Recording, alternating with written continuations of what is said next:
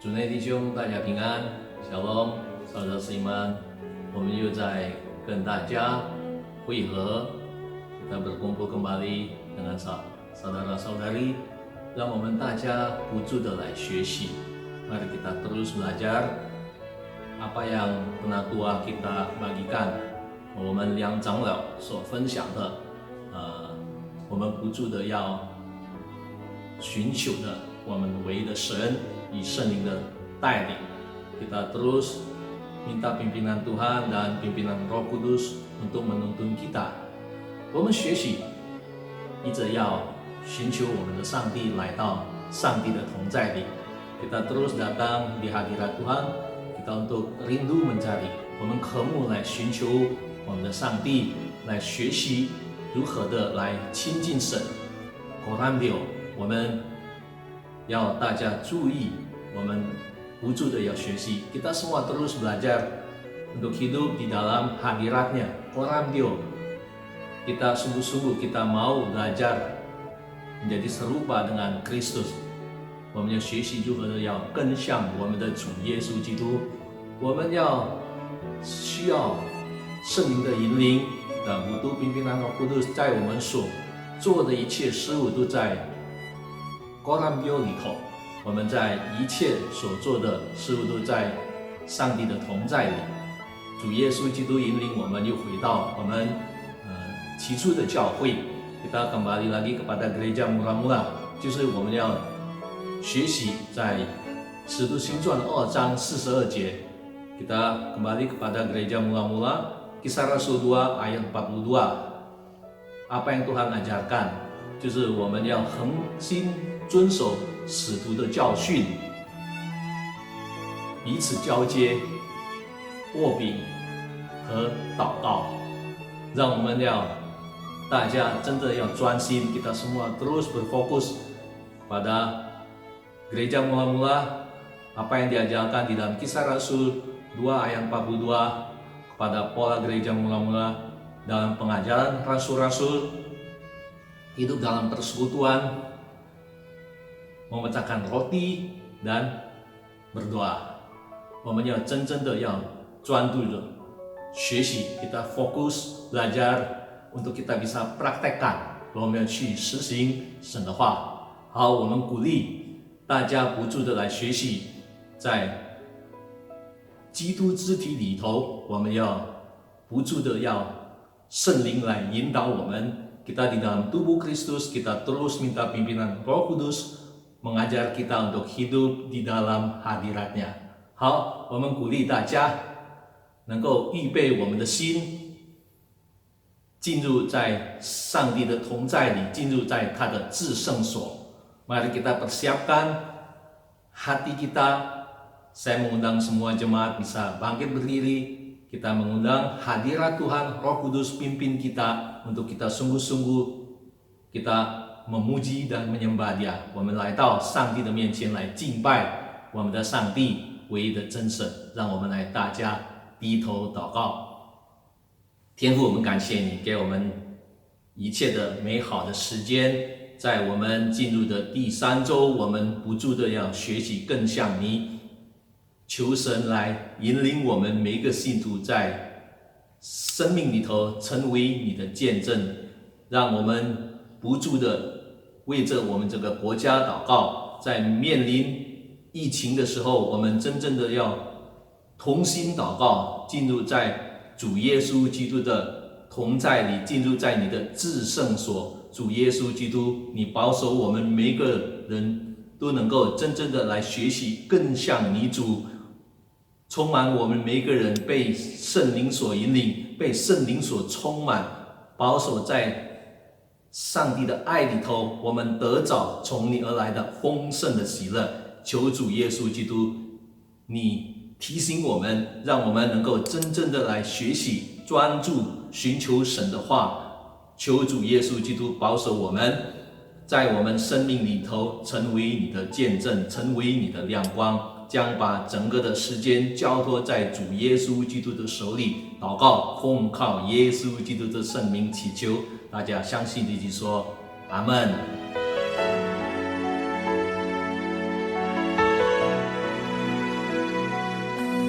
感谢你创造这土地，以永恒话语赐下无限生命，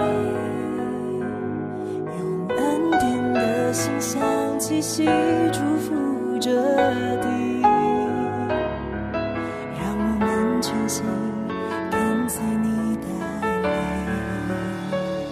哦，主感谢你创造这土地，以慈爱浇灌，以喜乐耕耘，让无数的白昼黑夜孕育这地，顺服的人情，感恩的心情，现在都只愿以基督的心为心。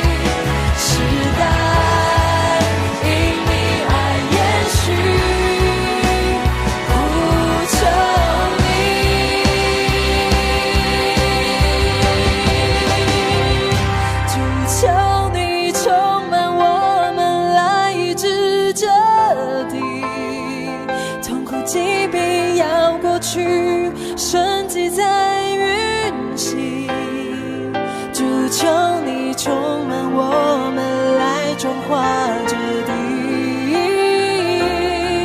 黑暗全是要离去，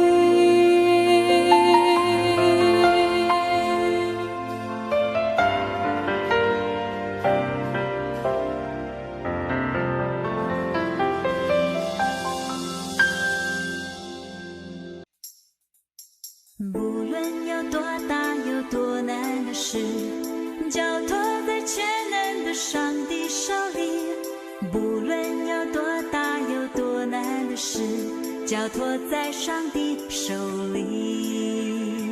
看看耶和华成就大事，他说有就有，他命里就立。看看耶和华成就大事，在他没有难成的事。不论有多大有多难的事，交托在全能的上帝手里。不论有多大有多难的事，交托在上帝手里。看看耶和华成就大事，他说有就有，他命里就立。看看耶和华成就大事，在他没有难成的事。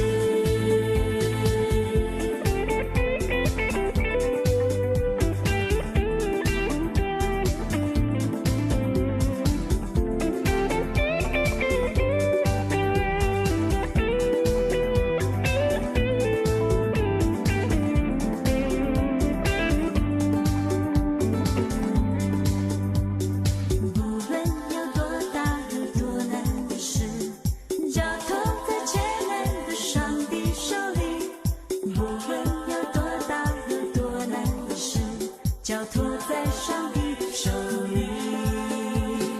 不论有多大有多难的事，交托在全能的上帝手里。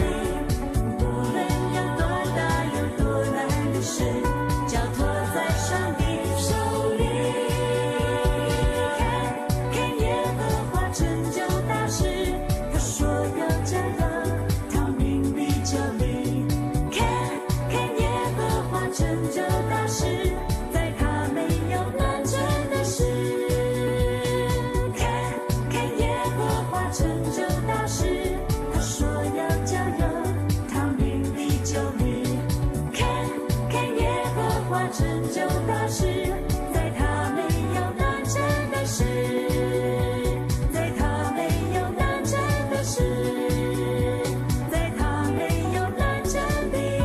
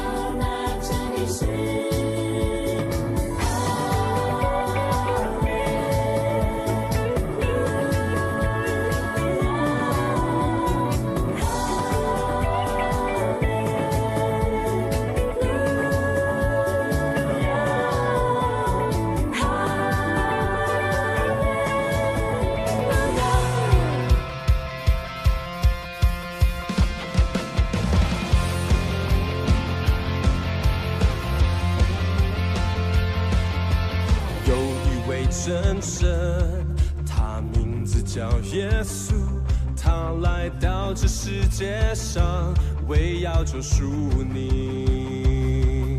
生命的意义尽在这福音里，只要你开口呼喊耶稣。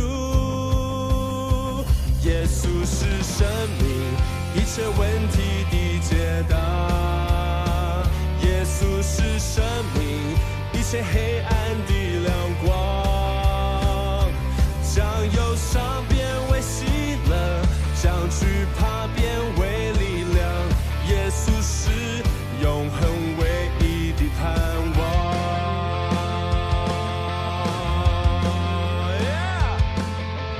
有一位真神，他名字叫耶稣，他来到这世界上，为要救赎你。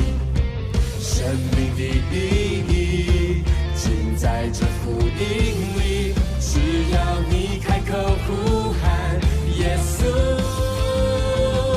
耶稣是生命一切问题的解答，耶稣是切黑暗的亮光，将忧伤变为喜乐，将惧怕变为力量。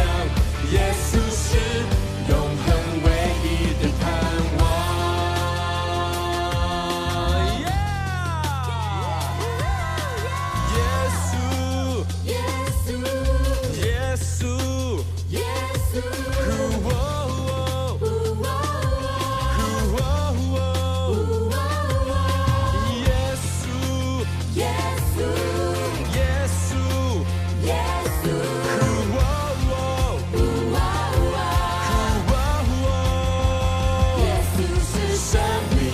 一切问题的解答，耶稣是生命，一切黑暗的亮光，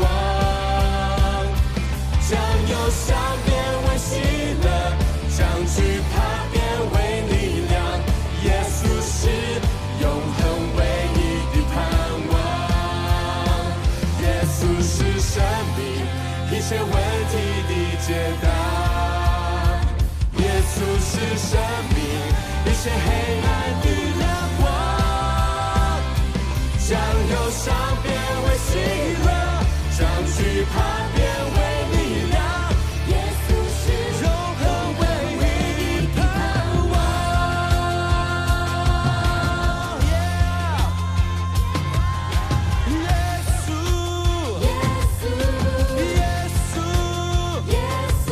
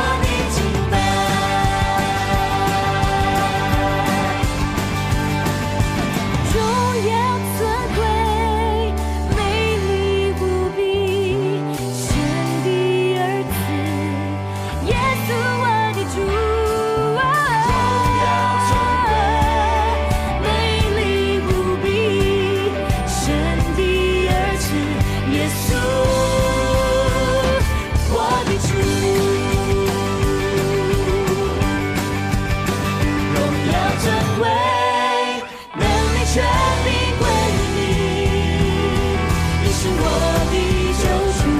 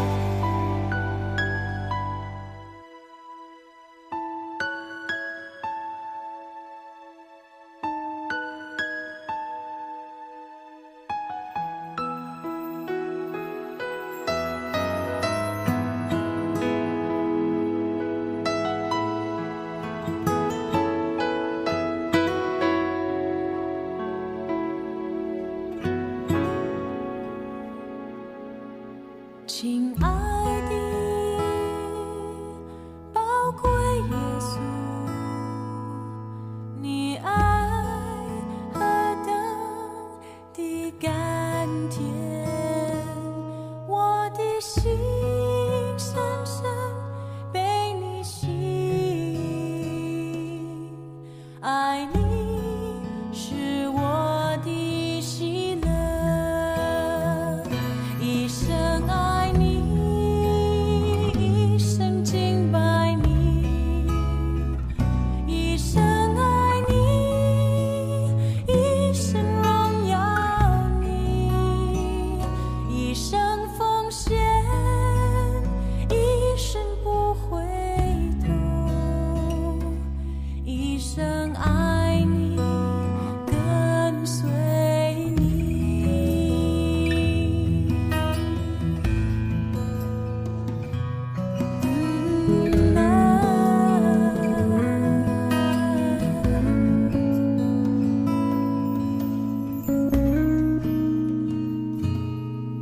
亲爱的宝贵耶稣，你爱何等的甘甜，我的心深深被你吸引，爱你是我的喜乐，一生爱你，一生敬拜你，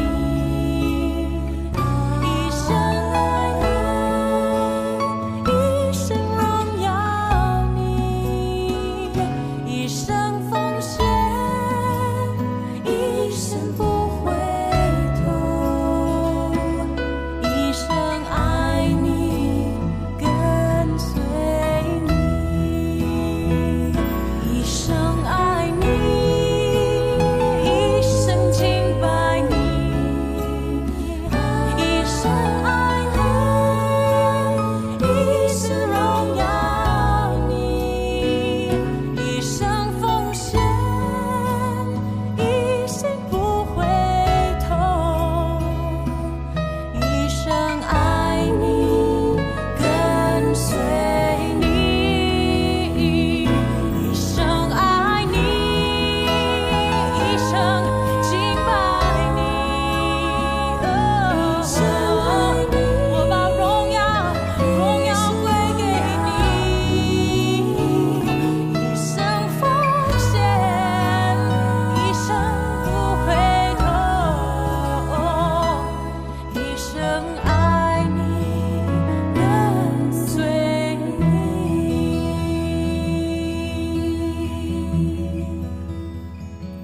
一生奉献，一生不回头，我爱你，跟随你。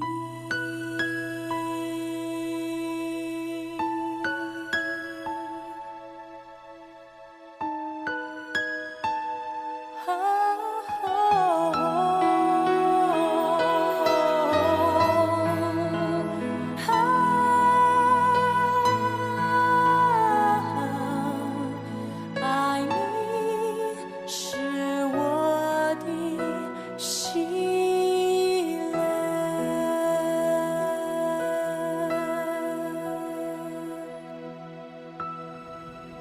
Shalom saudara-saudara, Shalom，弟兄姊妹们， kita masih boleh beribadah hari ini. 感谢主，今天我们还能够再一次的聚会。 Nah, kita sudah belajar sebelumnya bahwa gereja mula-mula mempraktekkan 4 hal. 我们已经学习了起初的教会，他们有4件事情做的： Pengajaran rasul-rasul, 使徒性的教训、 persekutuan, 聚会， memecahkan roti, 然后剥饼， dan berdoa. 然后祷告。 Hari ini saudara kita secara khusus mau membahas bagaimana kita berdoa sepakat. 那弟兄姊妹，今天我们要讨论的是特别的怎么样子来同心祷告。 Tapi bukan hanya doa sepakat yang biasa, 可是这个同心祷告不是普通的同心， tapi doa sepakat yang profetik dan misioner. 这个同心祷告是先知性跟传道性的同心祷告， Ini adalah doa sepakat dalam tubuh Kristus. 这个是在神的肢体里面的同心合意祷告。 Nah, kalau kita lihat di dalam 1 Korintus pasal yang ke-12 ayat yang ke-13, 弟兄姊妹，如果我们看在哥林多前书第12章13节， dikatakan sebab dalam satu roh kita semua baik orang Yahudi maupun orang Yunani, baik budak maupun orang merdeka telah dibaptis menjadi satu tubuh dan kita semua diberi minum dari satu roh. 这里说到我们不够是犹太人、希腊人，是为仆的，是自主的，都从一个圣灵受洗，成为一个身体，隐于一个圣灵。 Roh Kudus bukan hanya membaptis kita menjadi anggota tubuh Kristus, 圣灵不单单是给我们洗礼，叫我们成为神的肢体， tapi kita diberi minum dari satu roh itu. 也是在一个灵里面给我们饮。 Nah, bagaimana kita minum dari tubuh Kristus? 那怎么样子我们从基督的身体里面我们能够饮呢？能够喝到呢？ Kalau kita baca, saudaraku, di dalam ayat-ayat sebelumnya, 如果我们在读起前的那些圣经， ini adalah aliran air hidup lewat karunia-karunia Roh Kudus. 这个就是借着圣灵流露出来的活水在我们里面。 Jadi saudara, berarti doa sepakat dalam tubuh Kristus 所以弟兄姊妹，如果在身体里面这个同心合意的祷告，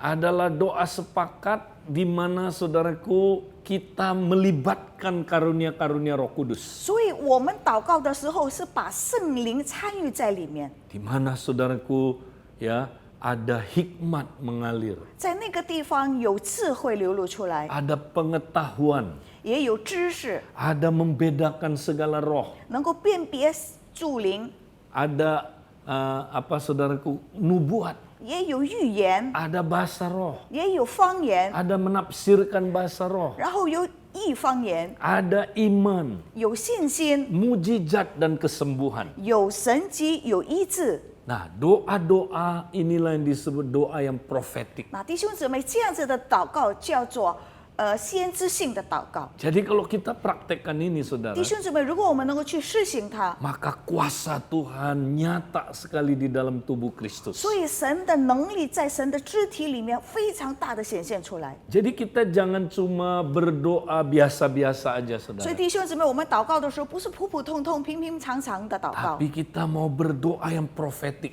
可是我们祷告的是先知性的祷告。 Tapi doa bukan hanya profetik, 祷告不单单是先知性， tapi saudaraku juga bersifat misi, misioner. 然后我们的祷告也是差传布道的祷告。 Waktu kita connect sama kepala, 当我们跟头连在一起的时候， maka Kristus akan menggerakkan tubuhnya untuk menjangkau jiwa. 所以基督就能够带动这个身体去得到灵魂。 Kristus akan menggerakkan tubuhnya untuk usir setan. 基督将会带动这个身体去把鬼给赶走， Dia menggerakkan tubuhnya untuk melakukan kesembuhan. 他能够推动他的身体去医治， Dia menggerakkan tubuhnya untuk memberitakan Injil. 他推动他的身体去传福音， Dia menggerakkan tubuhnya supaya memenangkan 他 jiwa. 推动他的身体，然后去得到一些的灵魂， Membawa jiwa itu ke dalam komunitas kita. 把这些灵魂带到他的聚会里面， Dan kemudian memuridkan orang-orang ini. 然后 Saudara. 把这些人成为门徒。 Nah, hari ini saudara, 那弟兄姊妹，今天 kita mau belajar bagaimana kita mempraktekkannya. 我们要学习怎么样子，我们能够去把它实行出来。 Mari kita saksikan terus. 我们来再看下面的。 Dan bersama dengan saya hari ini ada Pak Gun. Hai Pak Gun, apa kabar? Hai, baik Pak Edi. Nah, bersama saya juga ya ada Christine Pranoto. Shalom. Kabar Christine, haleluya. Dan juga saudara ada bersama dengan saya saudaraku bagian misi ya saudara kita Dedi. Hey Dedi, apa kabar? Halo Kak. Nah, saudara-saudara, apakah doa yang profetik dan misioner itu, saudara? Saya mau bacakan dua bagian dari Alkitab untuk saudara hari ini. Ya, pertama kita akan lihat di dalam 1 Korintus pasal yang ke-12 ayat 13. dikatakan demikian, sebab dalam satu roh kita semua, baik orang Yahudi maupun orang Yunani, baik budak maupun orang merdeka, telah dibaptis menjadi satu tubuh, dan kita semua diberi minum dari satu roh. Nah, saudara, kalau kita lihat ayat ini, saudara, ini berbicara tentang operasi dari karunia-karunia Roh Kudus, di mana di dalam tubuh, saudara, kita saling memberi minum seorang akan yang lain. Kita mengekspresikan Kristus untuk saling membangun. Ya, lewat apa, saudara? Lewat doa yang profetik. Jadi doa yang profetik, saudaraku, adalah doa sepakat di mana, saudaraku, kita mendengarkan suara dari kepala gereja, kepala dari tubuh, yaitu Kristus. Lalu nanti Kristus melalui Roh Kudus akan memanifestasikan karunia-karunia-Nya, saudara. Ada hikmat, pengetahuan, ada membedakan segala roh, iman, ya, mujizat, kesembuhan, ya, bahasa roh, kemudian tafsir bahasa roh, ada nubuatan, sehingga, saudara, doa-doa profetik ini akan benar-benar, saudara, membangun tubuh, menerobos hal-hal yang sulit diterobos, saudara. Sehingga terjadi perubahan yang luar biasa, transformasi, bahkan terjadi mujizat-mujizat di dalam tubuh Kristus. Dan bukan hanya di dalam tubuh Kristus, saudara, tapi juga, saudara, doa sepakat ini bersifat misioner. Di mana, saudaraku, ketika kita mendengar suara dari sang kepala, dia menggerakkan tubuhnya untuk menjangkau jiwa keluar, saudara. Ya, dia menggerakkan tubuhnya untuk sembuhkan orang sakit yang belum percaya, untuk melakukan pelepasan buat orang yang belum percaya, melakukan mujizat buat orang yang belum percaya, sehingga orang-orang belum percaya bisa menjadi percaya, saudara. Dan mereka menjadi anggota baru yang ditambahkan ke dalam kompak-kompak. Saudara, itulah doa yang profetik dan doa yang misioner. Nah, saudara, hari ini kita mau belajar bagaimana kita mempraktekkannya. Nah, pasti saudara ingin tahu apa itu doa sepakat yang profetik. Ya, ini adalah doa yang disertai dengan karunia-karunia manifestasi Roh Kudus. Dan doa yang dipimpin oleh Roh Kudus sendiri seperti yang tertulis di 1 Korintus 12 yang menuliskan tentang karunia-karunia Roh Kudus, dan Roma 8 ayat 26 sampai 27 tentang bagaimana kita bisa berdoa. Nah, sekarang saudara, bagaimana kita bisa mempraktekkan doa profetik ini? Ada 3 cara, saudara, bagaimana Tuhan bisa berkomunikasi dengan kita agar 9 karunia Roh Kudus ini bekerja ketika kita berkumpul. Ya, yang pertama adalah lewat telinga rohani kita.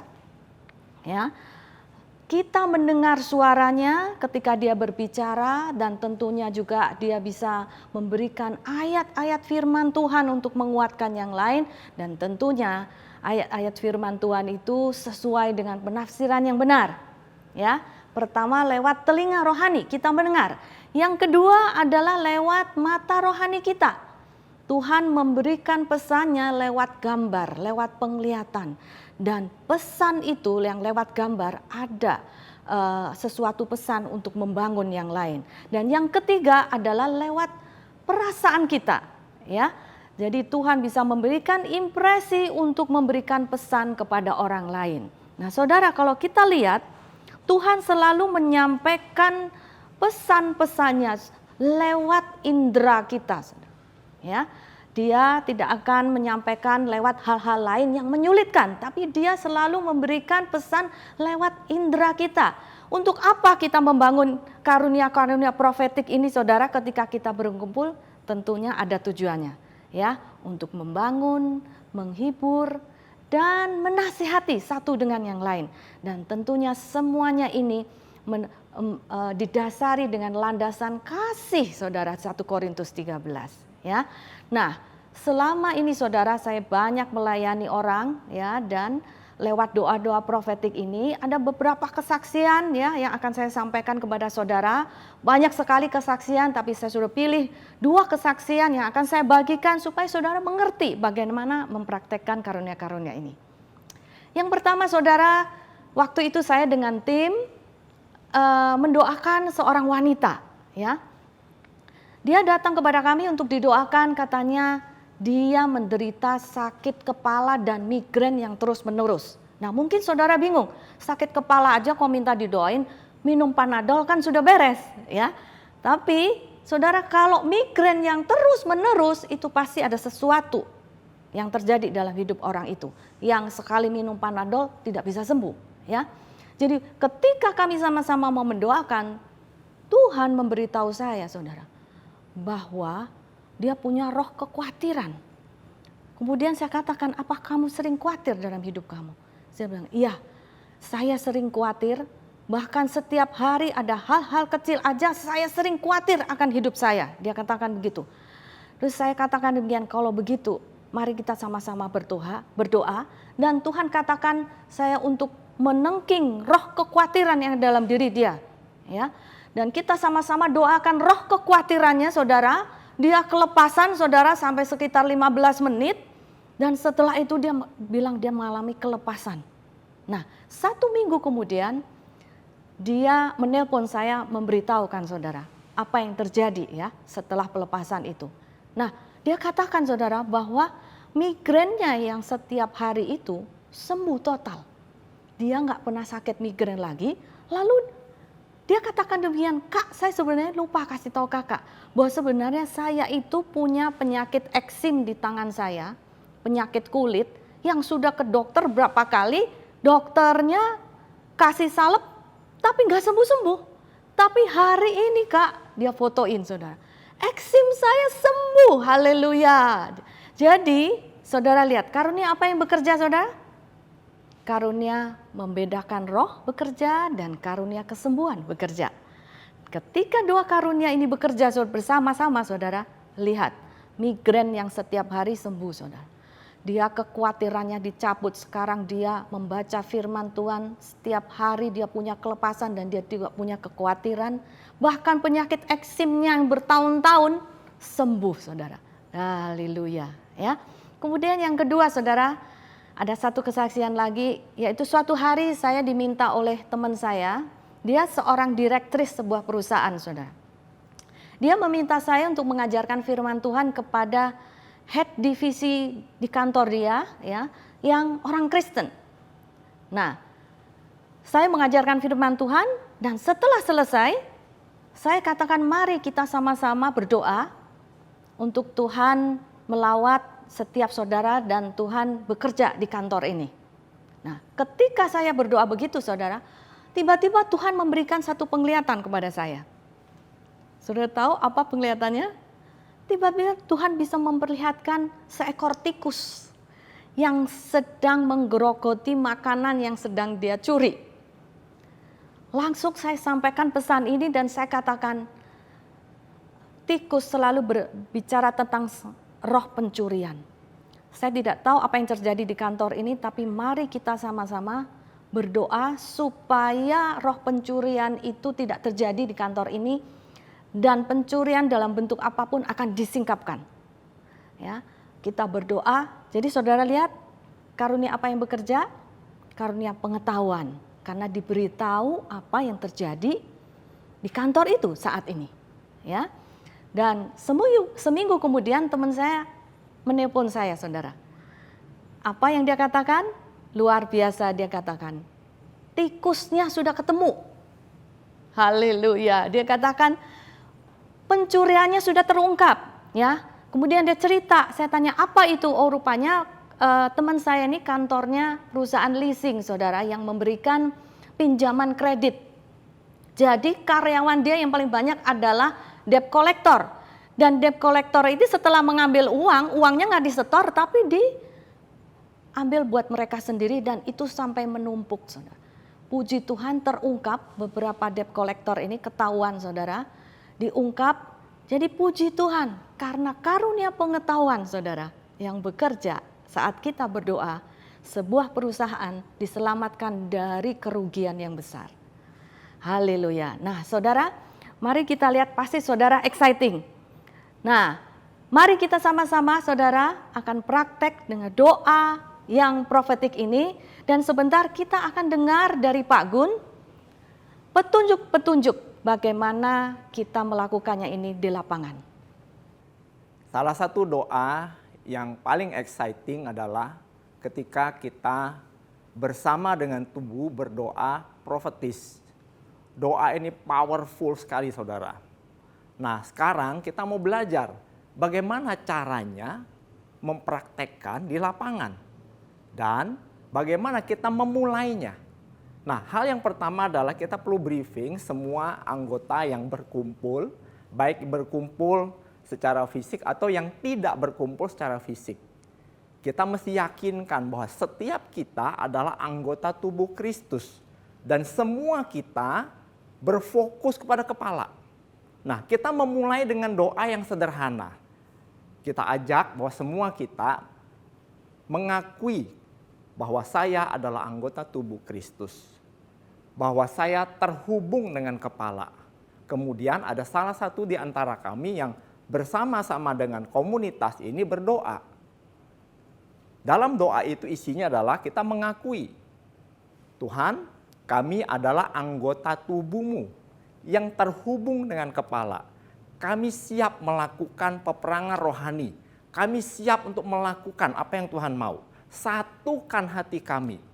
Jadikan kami anggota tubuh-Mu yang bergerak dan berfungsi masing-masing. Sesuai dengan kekuatan yang Tuhan berikan dan anugerahkan kepada kami. Kemudian saudaraku, seringkali setelah kita berdoa demikian timbul keraguan. Banyak orang berpikir nanti ada serangan balik dan sebagainya. Saya mau beritahu saudara. Saudara tidak perlu takut akan serangan balik. Tidak akan ada serangan balik. Karena ketika kita berdoa bersama tubuh, sesungguhnya kita adalah Kristus yang menjadi pelindung.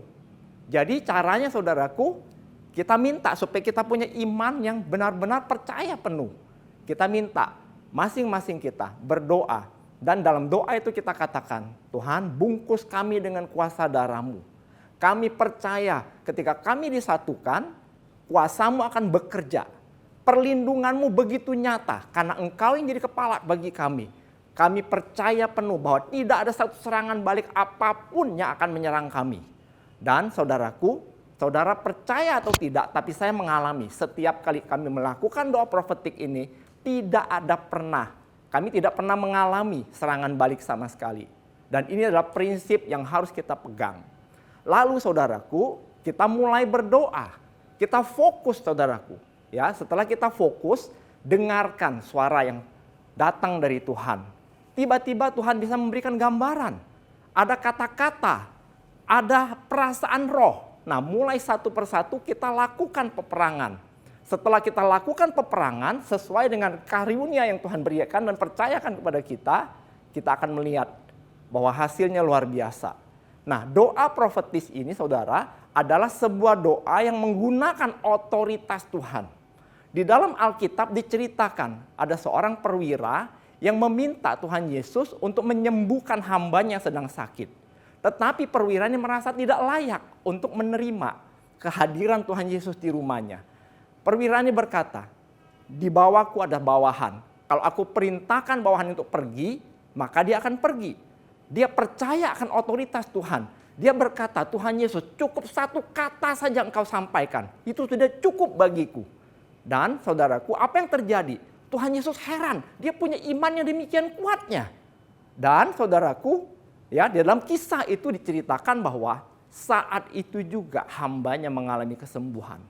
Nah, banyak sekali kisah saudaraku yang saya alami bersama tim saya ketika kami berdoa bersama. Saya mau kisahkan satu cerita yang singkat, tapi ini powerful sekali. Ada seorang oma saudaraku, dia sudah lama tidak berjumpa dengan sahabatnya. Ketika dia berjumpa dengan sahabatnya, begitu antusiasnya dia sahabatnya. Sehingga sahabatnya ini peluk dia karena badannya besar, akhirnya terjatuh. Jadi saat jatuh saudaraku, rupanya ada syaraf yang kejepit. Ada bagian tulang yang tergeser. Dan oma ini menderita sekali. Lalu anaknya menelpon saya.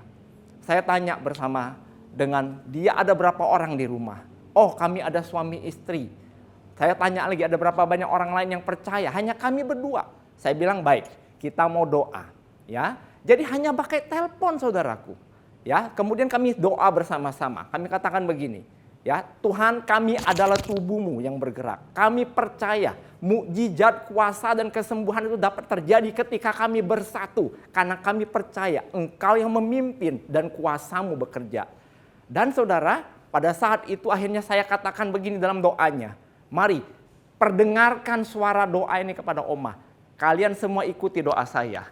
Saya hanya berkata begini, dalam nama Yesus, kami perintahkan semua bagian susunan tulang yang tergeser jadilah normal kembali. Semua syaraf-syaraf yang terjepit kami perintahkan jadi normal kembali. Semua rasa sakit saat ini hilang rasa sakit dan jadilah normal. Nah, apa yang terjadi saudaraku setelah didoakan? Ya, tiba-tiba Oma ini bisa langsung berbalik.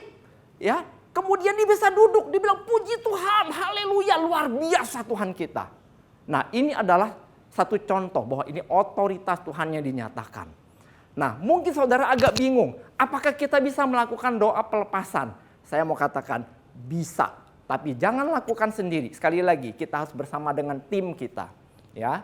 Nah, melalui teknologi yang ada saat ini, dengan telepon ataupun dengan Zoom, kita tetap masih bisa berdoa. Saudaraku yang dikasihi Tuhan, beberapa kali saya punya pengalaman berdoa bersama dengan teman, ya, bukan di Jakarta, di luar kota. Tapi ketika kami berdoa bersama, pelepasan terjadi. Kita bisa tengking iblis, kita bisa katakan dalam nama Yesus, engkau iblis dengarkan perkataan ini.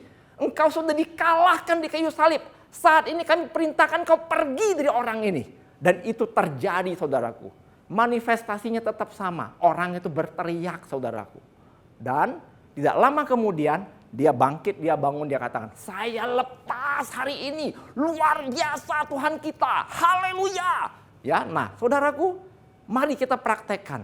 Ya, doa profetik ini saudaraku bukan hanya untuk menyembuhkan orang sakit, bukan hanya juga untuk mengusir setan, tetapi ini dapat digunakan sebagai sebuah doa untuk misi. Utusan misi kita perlu didukung. Ketika kita berdoa, saya percaya bahwa orang-orang yang akan pergi yang diutus, mereka akan dipenuhi oleh kuasa Tuhan dan mereka akan melakukan misi mereka dengan tanda-tanda ajaib Tuhan.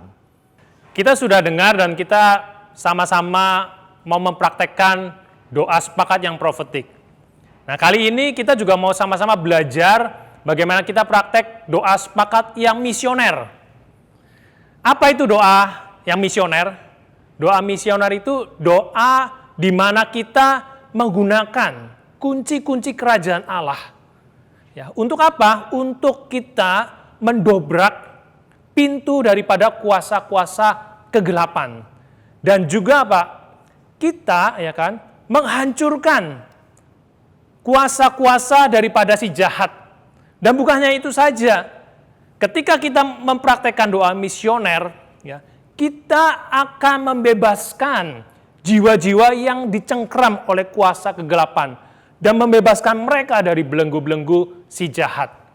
Nah, ketika kita praktekkan doa yang misioner ini, Roh Tuhan bisa menggerakkan kita. Untuk apa? Untuk kita apa? Melakukan doa syafaat. Berdoa buat jiwa-jiwa yang terhilang. Berdoa buat apa? Suku-suku bangsa. Dan bahkan Roh Tuhan bisa menggerakkan hati kita untuk berdoa buat bangsa-bangsa. Dan bukan hanya itu saja. Ketika kita praktekkan doa yang misioner, Tuhan bisa membawa kita untuk apa? Untuk berdoa buat pelepasan jiwa-jiwa yang terikat. Membebaskan mereka dari belenggu-belenggu jahat. Ada kelepasan yang terjadi atas hidup mereka. Dan Tuhan juga bisa membawa kita ketika kita melakukan doa misioner, ya, kita memberitakan Injil kepada orang yang belum percaya. Nah, Bapak Ibu Saudara sekalian, ketika kita praktekkan doa yang misioner ini, maka Roh Tuhan yang akan terus menggerakkan kita kepada jiwa-jiwa. Tuhan akan bawa kita kepada jiwa-jiwa dan bahkan jiwa-jiwa itu akan Tuhan datangkan. Firman Tuhan berkata di dalam Matius 9 ayat 37 dan 38. Maka katanya kepada murid-muridnya, tuaian memang banyak, tapi pekerja sedikit. Mintalah kepada yang empunya tuaian, maka ia akan mengirimkan pekerja-pekerja untuk tuaian itu. Nah, ketika kita melakukan doa yang misioner, mungkin kita melihat bahwa, wah, tuaian begitu banyak, tapi di mana pekerja? Nah, ketika kita sepakat, maka Tuhan yang akan mengirimkan pekerja-pekerja itu untuk menuai. Dan bahkan kita juga bisa dibawa Tuhan untuk menuai setiap jiwa-jiwa yang terhilang, setiap jiwa-jiwa yang terbelenggu, Tuhan akan bawa setiap kita. Nah, Bapak Ibu Saudara sekalian, kami punya sebuah pengalaman di dalam praktek doa yang misioner ini. Kami punya teman kompak di luar pulau, di satu pulau yang banyak orang belum percaya. Kami lakukan itu nggak mungkin dalam kondisi saat ini, kami ke sana, kami bertemu. Yang kami lakukan, kami by WA, ya, kami video call kepada mereka. Sepertinya kan, wah jauh, susah ya. Tapi ketika kami konsisten bersama dengan kompak kami doa, ya kan, kami bangun manusia roh kami, ya kan, kami sama-sama bangun. Yang luar biasanya begini, ketika di satu lokasi itu orang yang belum percaya, ya, Tuhan bisa datangkan kepada teman kompak kami itu satu orang yang belum percaya. Tiba-tiba bisa datang, kemudian datang, minta nangis-nangis, ya kan, minta bagaimana hidup kami, ya kan. Nah, akhirnya dilayani. Dan kemudian si orang yang belum percaya ini mau dimuridkan. Dan bahkan kami mau belajar, ya, kami mau belajar kebenaran itu. Nah, akhirnya di tempat itulah, ya, dia dimuridkan, dia diberitakan tentang kebenaran, bagaimana dia harus hidup. Ya. Dan ketika teman kompak ini share kepada kami bilang, wah luar biasa ya, ternyata ketika kita bangun manusia roh kita doa, sepakat doa yang misioner, Tuhan datangkan. Ya. Ternyata bukan hanya satu, temannya lagi, mereka berdua bilang, Kak boleh nggak saya bawa teman saya untuk belajar sama-sama, ini juga orang belum percaya. Dan ternyata Pak, ada 3 orang, ya, 1 orang sudah percaya, orang percaya, yang 2 belum percaya, ya. Mereka datang dalam satu komunitas. Akhirnya kita ngobrol, saya bilang, wah ini luar biasa. Kita buat mereka untuk kompak, supaya mereka bersepakat. Jadi ketika mereka punya hati, ya, mereka akan bawa teman-temannya yang belum percaya kepada jalan kebenaran. Nah akhirnya satu komunitas ini kami mentor sampai hari ini. Kami sama-sama bangun, kami punya grup di WA, ya kan. Kami sama-sama bangun setiap pagi, ya. Kami kasih kata-kata yang menguatkan buat mereka. Ya. Nah ternyata bukan hanya itu. Ketika kami mulai konsisten terus doa yang misioner, Tuhan juga datangkan kepada rekan kompak kami satu orang ibu yang sakit kanker. Dan rekan kami ini nggak tahu, nggak kenal sama orang itu. Ya, dia nungguin, ya kan, ketika dia ada di dalam rumah, dia menunggui orang ini, nunggu dia sampai rekan kami keluar dan berbincang. Dan dia bilang gini, Pak, boleh nggak tolong doain saya? Sakit apa Bu? Sakit kanker. Wow, si rekan kami ini nggak tahu, nggak kenal. Akhirnya dia share, wah, gimana kalau kita doa sama-sama nih, kita ambil puasa, berdoa, supaya Tuhan menjamah dia, menyembuhkan sakit kankernya. Ya. Nah, sampai hari ini kami masih berdoa karena rekan kami belum ketemu. Karena baru ketemu nanti lusa baru ketemu dengan dia. Ya. Nah, kami semangat, kami antusias. Ya. Dan Tuhan juga datangkan satu orang lagi kemarin, ya. Rekan kami telepon, tiba-tiba tuh orang datang ke rumah. Jadi orang itu punya sakit benjolan di leher besar. Ya. Akhirnya teman kami telepon, Pak bagaimana ya ini? Oke, kita doa sepakat ya, itu jiwa yang Tuhan datangkan. Ya, akhirnya kita berdoa sepakat ya kan, biar Tuhan yang menjamah karena kita hanya sebagai alatnya Tuhan. Ya, ketika doa akhirnya dilayani. Nah, ketika dilayani ibu ini ya kan, setelah didoakan dibilang ini, bagaimana Bu?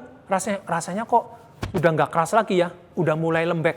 Wah, saya bilang, yuk mari kita terus berdoa supaya roh Tuhan yang menuntaskan setiap sakit penyakitnya. Nah, Bapak Ibu Saudara sekalian, ketika kita membiarkan roh Tuhan yang memimpin kita, roh Tuhan yang menggerakkan kita, ya kan, maka Tuhan yang akan datangkan jiwa-jiwa, Tuhan yang akan pulihkan jiwa-jiwa, Tuhan yang akan bebaskan jiwa-jiwa, bukan karena kita, tapi karena Tuhan yang sudah pakai hidup kita. Satu keberhargaan kalau Tuhan boleh pakai hidup kita. Saya mau ajak setiap kita, mari terus kita bangun manusia roh kita bangun kompak kita supaya Tuhan terus bekerja di tengah-tengah kita.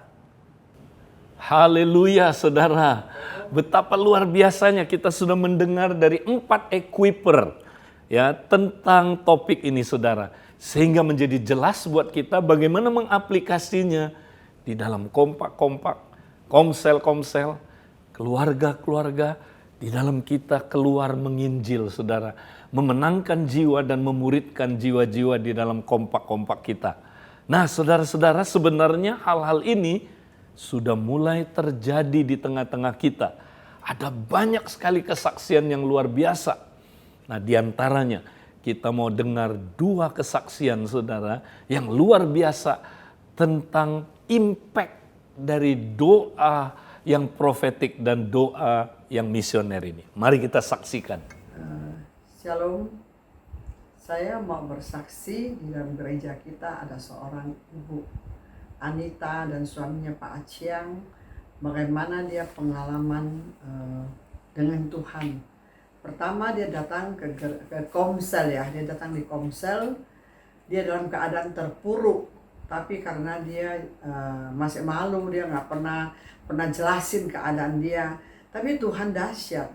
Pada waktu pujian penyembahan, Tuhan nyatakan kepada salah satu anggota Komsel bahwa dia dalam keadaan terpuruk keuangan. Dan Roh Kudus bicara ke hati dia bahwa bayar uang sekolah anaknya. Pada waktu itu satu orang ini juga nggak enak hati untuk tanya, akhirnya tanya anaknya sekolah di mana dan kelas berapa. Akhirnya ini orang pergi cek ke sekolah. Tapi benar terjadi bahwa uang sekolahnya 1,5 tahun belum dibayar. Akhirnya ini orang bayarin, tapi dia tidak mau kasih nama. Setelah itu, dia kan tiap minggu datang Komsel, dia begitu semangat. Setelah itu dia terus merasakan aneh. Kok orang bisa tahu siapa yang bayarin? Dia sampai penasaran. Tapi ini orang tetap tutup mulut, nggak sampaikan ya. Biar dia rasakan kasih Tuhan. Rasakan bagaimana Tuhan bekerja lewat komsel. Terus setelah itu tidak berapa lama, dia suatu hari dia punya usaha memang terpuruk dan usahanya tidak jalan. Dia utang orang banyak. Dia kan sewa toko ya, dengan barang-barang yang dia jualan sudah mau bangkrut dan dia utang orang begitu banyak. Terus dia minta nih tim komsel pergi untuk doakan dia. Setelah didoakan, dahsyat banget, ngalamin pemulihan, ngalamin terobosan, tiba-tiba toko yang tidak laku dan barang-barang yang begitu lama sudah tidak laku, bisa bisa di-offer gitu loh dengan sangat lancar. Dia begitu berapi-api, dia bersaksi kemana-mana. Atas suatu hari, saya masih ingat waktu itu Pak Edi Leo datang di Abalok Jamblang. Pada waktu dia naik ke atas dan dia sampaikan bahwa ada satu anaknya cewek ini katanya satu ginjal. Karena udah di ronsen, di USG bahwa ginjalnya cuma 1, jadi anak ini lemah. Tidak bisa berjalan lama. Dia terus meminta mamanya gendong. Anak itu 5 tahun. Terus minta mamanya gendong, baru dia tahu ginjalnya itu cuma 1. Waktu dia sampaikan ke kita dan pada waktu KKR dia di gereja kita, dan kita bilang minta doakan. Akhirnya kita semua tim ramai-ramai waktu itu Pak Edi ajak kita semua ramai-ramai tumpang tangan doakan buat dia gitu loh. Tapi yang dahsyat, pada waktu doakan kita angkat tangan semua pujian penyembahan doakan bersama-sama, ada satu pernyataan lagi kepada pengerja kita. Dia bilang tadi waktu kalian doa, saya dalam penglihatan melihat ada terang Tuhan masuk ke tubuh anak itu, Sharon namanya. Anak itu 5 tahun, Sharon. Terang Tuhan menyinari masuk ke dalam tubuh dia. Dia bilang, saya percaya anak ini sudah sembuh. Jadi kita semua aminin. Kita kompak sama-sama aminin. Perkatakan, engkau sudah sembuh. Saya juga arahkan kepada Anita. Kamu tiap hari pulang bersama suamimu, tumpang tangan. Berkatakan dengan iman bahwa Tuhan suruh berikan anakmu ginjal yang baru. Setelah itu lewat berapa bulan, sudah waktunya dokter suruh dia kembali untuk cek. Pada waktu dia cek, dokter kaget. Kok kelihatan ada satu ginjal baru? Ginjal yang lama sekitar 9 cm. 9 cm yang ginjal anak kecil ya. Cuma 5 tahun. Tapi yang baru ini cuma 3an nggak sampai 4 cm, masih kecil gitu loh. Wow, pada waktu dia nggak percaya, bukan nggak percaya, seperti apa benar? Kok dapat ginjal baru? Mereka pergi cek lagi, dokter juga nggak percaya. Cek lagi, USG lagi, sampai ke 2 tempat dia cek lagi, USG lagi. Akhirnya dokter menyatakan anakmu sempurna 2 ginjal. Dia sampai berteriak, menangis-nangis. Dia sampai bersaksi ke gereja kemana-mana bahwa anaknya sudah dapat ginjal baru. Betapa dahsyatnya kuasa Tuhan. Makanya kita harus berjalan dalam komsel. Kita harus berjalan dengan kompak, dengan tim. Kita benar-benar pada waktu kita bersatu hati, berdoa bersama, sepakat, apapun Tuhan jawab dari surga. Itulah yang Ibu Aciang dan Pak Aciang dan Ibu Anita yang ngalamin. Kemarin bulan lalu dia cerita ke saya, katanya dia kan anak kan rutin dicek karena dia pernah pengalaman yang begitu. Jadi dokternya pesan dia rutin dicek, ini ginjalnya sehat enggak. Kemarin dia cerita ke saya, Mami katanya puji Tuhan, ginjalnya sekarang sudah 8 cm, udah hampir sama dengan yang ginjal yang satu ini. Betapa dahsyatnya Tuhan kita. Makanya saudaraku, saya himbau kita semua untuk benar-benar hidup dalam kompak, hidup dalam komsel, hidup dalam tim, tidak berjalan sendiri, dan senantiasa masuk hadirat Tuhan. Percaya Tuhan, mukjizat Tuhan nyata dalam hidup kita dari sekarang dan selama-lamanya. Tuhan Yesus berkati. Diawali ketika pertama kali Pak Lukas kasih saya seseorang untuk saya bapai. Nah, waktu saya dikasih sama Pak Lukas, saya belajar taat dan saya kontak orang yang Pak Lukas kasih nama itu. Ternyata orang itu ajak teman kompaknya, yaitu korsel saya sendiri gitu kan. Dan dia mulai bilang ke saya, oke Ci, kita bangun kompak, kita jam 6 pagi ya Ci, setiap hari Ci gitu kan. Pas aku dengar dia bilang pagi jam 6, buat aku bener-bener, wah satu penderitaan banget. Karena buat aku kalau bangun pagi itu bener-bener susahnya buat saya, karena saya lagi ngalamin beberapa bulan ini saya sulit tidur, bahkan saya bisa tidur kadang-kadang bisa jam 3, setengah 4 pagi. Yang benar-benar saya ngerasain tidur enak itu ketika jam 6 pagi justru. Tapi diajakin kompak jam 6 pagi itu yang membuat saya merasa aduh penderitaan banget gitu kan. Tapi waktu dia ngomong ada jam, pikiran udah kepikir nih, aduh wah aku mau ajak jam 9 atau jam 10 malam aja deh. Tapi ada dorongan dari dalam itu katakan, ya udah taat aja jam 6 gitu kan. Jadi akhirnya saya ambil keputusan, ya udah oke, jam 6 pagi gitu kan. Nah, saya mulai malam mau tidur saya bilang, Tuhan tolong aku besok pagi mesti bangun kompak. Jam 6 pagi aku dikasih tidur yang enak dong. Sebelumnya kan aku selalu kadang-kadang kalau nggak tidur aku pasti minum obat tidur gitu kan. Nah, aku mulai doa dan aku tidur, pagi-pagi aku bangun dan aku mulai bangun kompak. Berjalannya dengan beberapa waktu itu saya nggak sadar. Ternyata di dalam kompak itu saya mengalami kesembuhan. Benar-benar mengalami kesembuhan. Saya tahu kok bangun bingung kenapa saya sekarang tidurnya nggak bisa bilang susah tidur. Biasa tidur posisi tidurnya susah. Saat itu saya ngerasa tidur tuh langsung temu ranjang, nggak lama saya pules. Dan pagi-pagi jam 5 saya udah bangun, udah bener-bener rasanya seger banget. Dan tiap siang yang biasanya sakit kepalaku, leherku semuanya kenceng sakit itu, dan saya udah nggak ngerasain lagi. Dan ternyata di dalam kompak itu saya mengalami satu kesembuhan di mana nggak lagi sakit kepala dan nggak bisa lagi namanya susah tidur, dan saya tidur dengan enak banget. Nah, di awal itu kompak, saya mulai ngeliat anak saya David. Tiap pagi, karena saya bangun jam 6 pagi, jadi saya tahu David jam 6 pagi itu tiap hari ada doa pagi. Dan dia mulai cerita, di dalam doa pagi ini dia banyak alami mujizat, maksudnya pesan Tuhan, penglihatan ini ono. Dan dia cerita, "Mah, di doa pagi ini mah bukan doa pagi agamawi, tapi di mana Roh Kudus yang pimpin." Nah, saya sama suami kan penasaran, ada apa sih di doa pagi? Nah, suami saya nanya, "Fit, boleh nggak papi minta Zoom-nya?"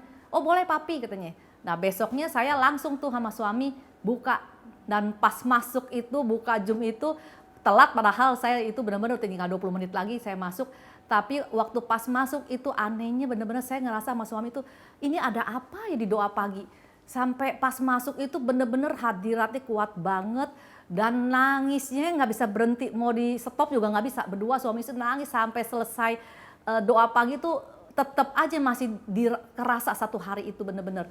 Dan benar-benar ngerasa ini ada apa gitu. Dan ternyata saya ngerasain itu saat jalan pagi aja tuh masih terus hati saya tuh ada satu sukacita, masih terus menyembah Tuhan gitu kan.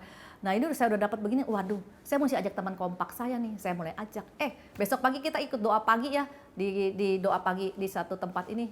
Jadi waktu saya ajak dia, teman saya kompak, apalagi sih Cimeling, mau ngapain lagi sih gitu kan. Kalau gitu udah nggak usah kompak deh. Nggak apa-apa, saya bilang coba kamu jajal dulu sekali ini. Dan ketika saya bawa dia masuk ke situ, dia bilang, waduh Cimeling, ini bener-bener ada apa ya Cimeling. Aku juga, sampai mereka juga dilawat Tuhan nangis.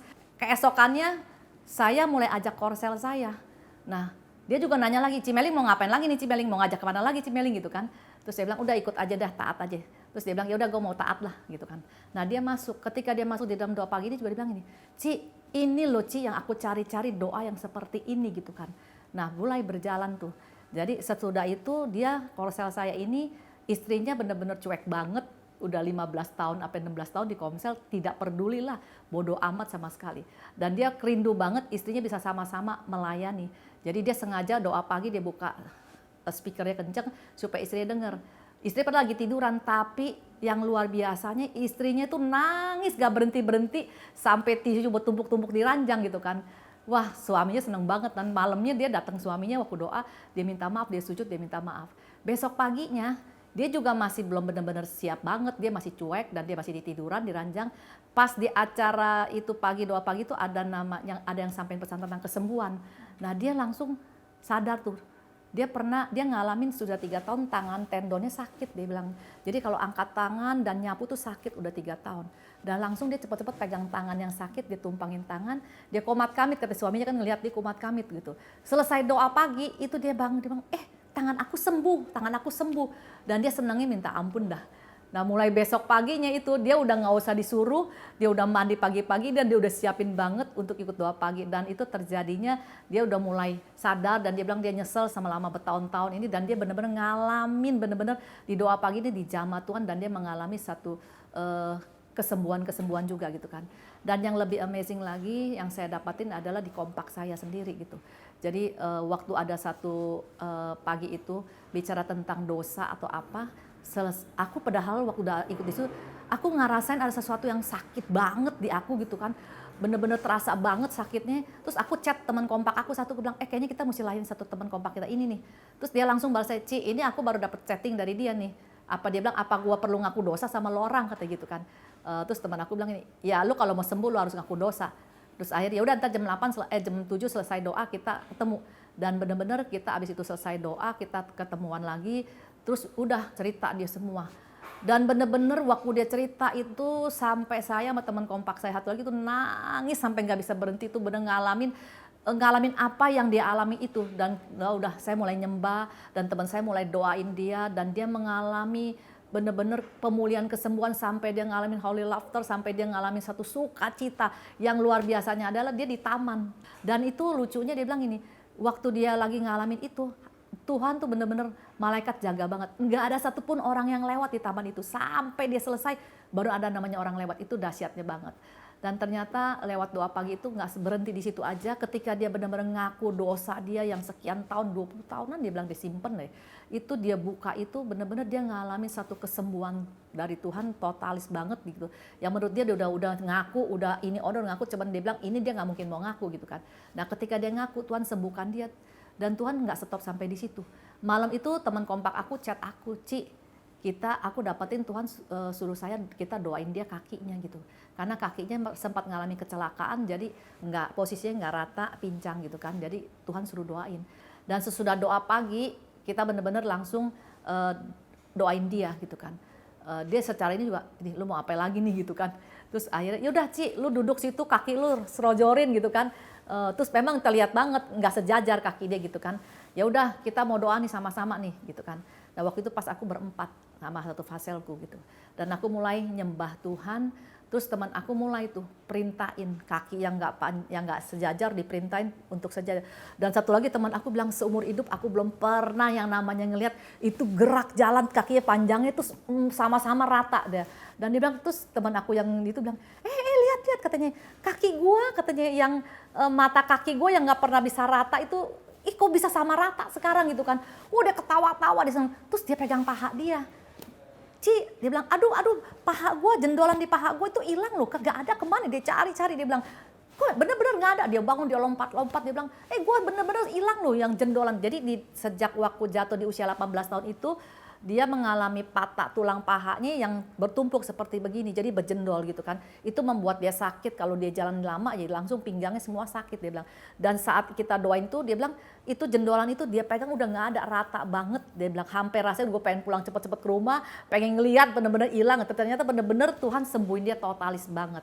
Nah di sini saya ngerasain adalah, yang saya dapetin adalah ternyata Tuhan itu nggak mungkin kerja sendiri. Saya baru dakep tentang tubuh gitu kan. Lewat 2-3 orang di kompak Tuhan bekerja. Lewat doa pagi itu saya ngerasain itu tubuh juga yang sedang bergerak. Dimana lewat doa pagi bener-bener penyampaian pesan Tuhan, penglihatan semua itu kayak ada benang merahnya, semua nyambung gitu kan. Dan setiap itu dapatnya semua dilawat Tuhan luar biasa gitu. Nah sesudah saya ngobrol, kadang sempat setiap hari aku juga ditanyain, terus saya setiap hari. Jadi yang saya alami nih, yang kemarin Kak Edi bilang gereja mula-mula, bener-bener saya ngalamin ketika waktu ikut doa pagi, sempat ada satu pesan Tuhan yang bicara tentang rekonsiliasi. Dan ternyata sesudah selesai doa pagi itu semua di area aku di grup itu udah mulai deh tuh, aduh dorongan untuk lu beresin dengan siapa. Saat itu semua ada satu sukacita yang luar biasa.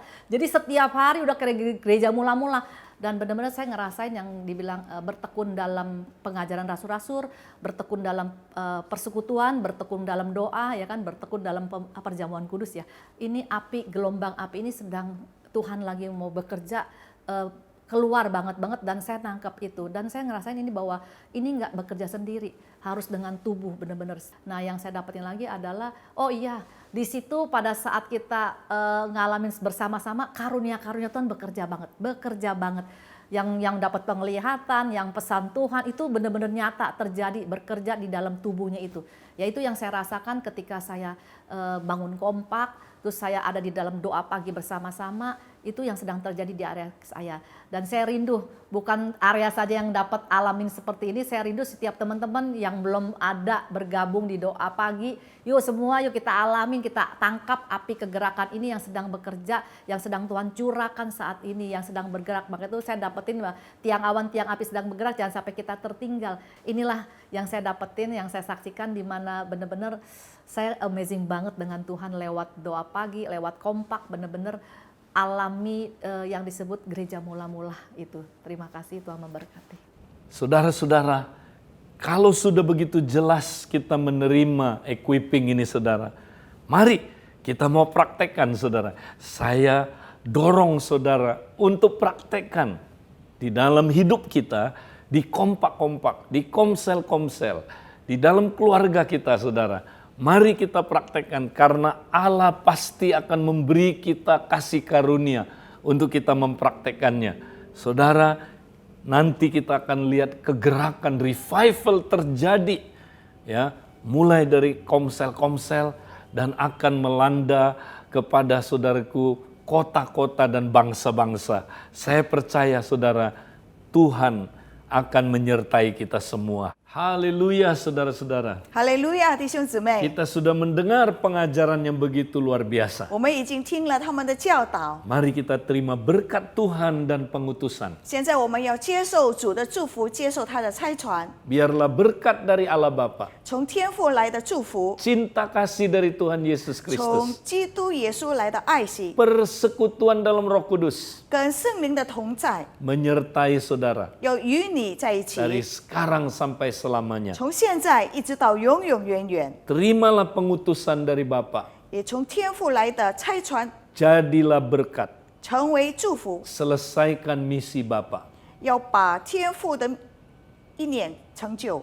Dalam nama Yesus. 奉主耶稣的名， Amin. 阿门。